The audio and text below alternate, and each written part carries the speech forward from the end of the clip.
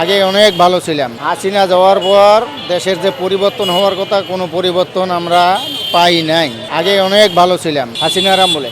সংসারে খুব অভাব অভিযোগ। আমার কিস্তি আছে, কিস্তি দিতে পারি না বা ঠিকভাবে খাইতেও পারি না। রুজি রোজগার না হলে কেমনি খামো? শেখ হাসিনা যখন দেশে ছিলেন তখনই আপনারা ভালো ছিলেন কেন?